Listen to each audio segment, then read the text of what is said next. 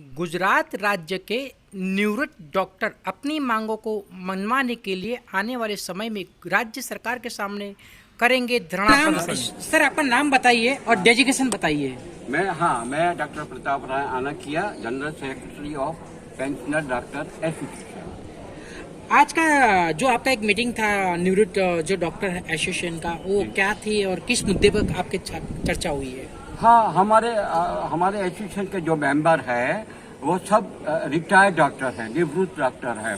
और निवृत्त डॉक्टर के काफ़ी प्रॉब्लम होते हैं, जैसे कि काफ़ी चीज़ें हम सर्विस में थे, वो भी चीज़ें अभी तक नहीं हुई है। जैसे टिकू कमीशन है, इनके ऑर्डर होना चाहिए, वो भी बाकी है।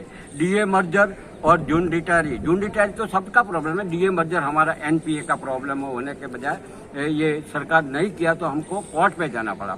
कोर्ट में सरकार हार गई, एलपीए में हार गई, सुप्रीम कोर्ट में भी हार गई, और फिर भी आज तक वो डीए मर्जर का सबको मिल जाए एनपीए के साथ डीपी, वो ऑर्डर आज तक नहीं किया है। तो टोटल आपकी जो रिकवरी जिस तरह का आप बात कर रहे हो, डिमांड है, तो उस डिमांड के ऊपर अभी तक डिले क्या हुआ है सरकार ने? जो आपने बताया कि अदालत की कार्रवाई, कानूनी कार्रवाई करी, तो सरकार का पक्ष किस तरह रहा है? नहीं, जो डीए मर्जर का मुद्दा है, इसमें सिंपली मैथमेटिक कैलकुलेशन ही है, बराबर, कि एनपीए ऊपर डीए हमारा मिलता है, तो जो भी डीए है 50% और कितना भी 50% दिया डीपी में दिए, तो वो 50% हमारा एनपीए के साथ होना चाहिए थी, वो नहीं किया। तो सीनियर सिटीजन जो सीनियर डॉक्टर है उनके साथ ये लापरवाही है कि अन्याय हो रहा है, क्या मानते हैं? हाँ, बिल्कुल ऐसा लगता है हमको कि कौन जिम्मेदार से, तो वो तो मैं नहीं कह सकता, लेकिन ऐसा लगता है कि डॉक्टर को काफी अन्याय हो रहा है कि सभी इम्प्लीमेंट करवाने तक भी कोर्ट में जाना पड़ता है। जितने डॉक्टर है हम पेंशनर, इससे ज्यादा पिटीशन है हमारे कोर्ट में। टोटल कितने पिटिशनर है और गुजरात के अंदर है आपकी टीम में कितने लोग जुड़े हैं आपके एसोसिएशन में? हाँ, अभी जो रेगुलर मेंबर है हमारे 150 है। अभी आज मीटिंग में इसमें से काफी 80 to 90 डॉक्टर्स प्रेजेंट आज से, मतलब। तो उसमें सरकार को आपने जो लिखित जो कार्यवाही की, उसमें किस तरह का उनको तरफ से जवाब मिला है और आगे का आपकी रणनीति क्या रहेगी? जवाब मिलता करते तो हम कोर्ट में जाते थे, बराबर, इसलिए तो कोर्ट में जाना। आगे का आपकी रणनीति क्या रहेगी? फिर भी अब मैं गवर्नमेंट की तरफ को कहना ये चाहता हूँ कि भाई, जब आप हाई कोर्ट में आपका डिस्पोजल हो जाता है, दोनों कोर्ट में हो जाता है, सुप्रीम कोर्ट में हो जाता है, फिर बाद में तो करो। और ये इतनी उम्र वाले डॉक्टर कहाँ घूमेंगे, कहाँ जाएंगे, सरकार के पास जाएंगे? अच्छा, तो ये महत्वपूर्ण सवाल ये है कि यहाँ गुजरात स्टेट के अंदर ही निवृत्त डॉक्टरों के साथ ही है और अदर स्टेट के अंदर कंपैरिजन में क्या है? नहीं, सेंट्रल में जो दिया हमने, कोई ज्यादा डिमांड कोई है नहीं। अदर स्टेट में इस तरह का वहाँ प्रॉब्लम होता है निवृत्तों को। देखो, गुजरात तो आप मॉडल स्टेट है, इससे ज्यादा दूसरे स्टेट में तो होना ही नहीं चाहिए। और हम तो, और केंद्र में जो होता है इतना ही मांग रहे हो, और केंद्र से ज्यादा तो कोई स्टेट भी नहीं देता। मैडम, आपका भी नाम बताइए। और मेरा नाम डॉक्टर सीमा जोशी है, मैं रिटायर्ड ऑफिसर ESIS में से हूँ।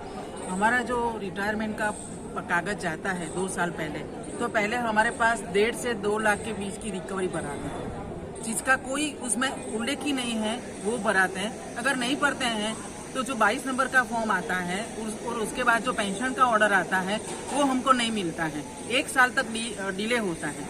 तो अगर इतनी अमाउंट का ब्याज भी गिनो तो बहुत हो जाता है, इसलिए मजबूरन लोगों को वो रिकवरी भरने का प्रेशर किया जाता है। नहीं भरोगे तो कागज आगे नहीं जाए। अच्छा, गुजरात सरकार की जो पॉलिसी है, जो आप जिस मुद्दे पे आज मीटिंग करी है, तो उसके अंदर किस तरह का ठहराव हुआ है और ठहराव के विरुद्ध या पालन नहीं हो रहा है, क्या है? हाँ, क्या मानते हैं? एनपीए के लिए ऐसा हुआ है कि सुप्रीम कोर्ट में भी 1-2 इंडिविजुअल गए हैं जिसमें स्टे मिला है, बराबर सर, एनपीए रिकवरी। फिर भी अभी ये पॉलिसी गुजरात गवर्नमेंट में चालू हुई है कि जहाँ बड़ौदा में जो डॉक्टर्स अभी नौकरी भी कर रहे हैं, तो रिटायर्ड भी नहीं हुए, फिर भी इंस्टॉलमेंट में EMI में रिकवरी करना चालू कर दिया।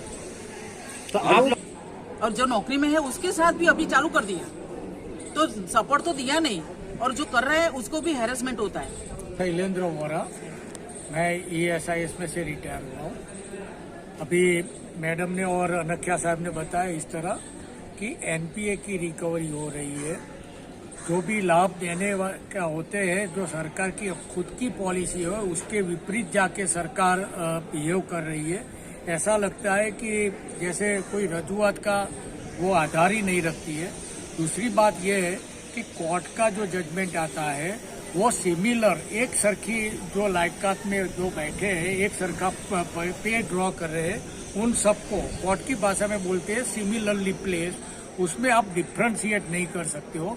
इसमें क्या होता है कि सरकार हर किसी को कोर्ट में जाने के लिए बाध्य करती है, तो उससे क्या होता है कि तबीबों का खर्चा बढ़ता है, सरकार का लीगल डिपार्टमेंट का एक्सपेंसेस भी बढ़ता है और कोर्ट पे भी भारण बढ़ता है और बाहर समाज में सिग्नल ये जाते हैं कि सरकार कोर्ट के आदेशों की परवाह नहीं करती। अच्छा, अब आगे की रणनीति क्या रहेगी, किस तरह का फाइट करोगे? आगे में ये है कि हम सोच रहे हैं आज की मीटिंग के बाद?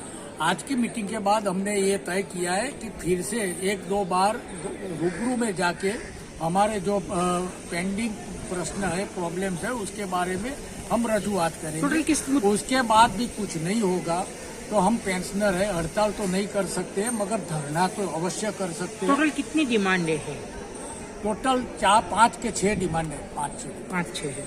तो ये धरना का जो आपने बताया, तो ये मीटिंग अब आरोग्य मंत्री के जो भी कमिश्नर हो, जो भी इसके जवाबदार है, उनको कब तक मिलने का, कब तक का आपका इसे 1 महीने में मिलने की हमें वो रखते हैं। मगर अब तक का जो वलन है 1 ही महीने, वो सरकार और सरकारी अधिकारियों ऐसा मानते हैं कि जो भी रजूआत आती है उसमें 3 ही सेक्शन में फाइल कर दो, एक अभी नहीं, एक कभी नहीं और एक फिर कभी।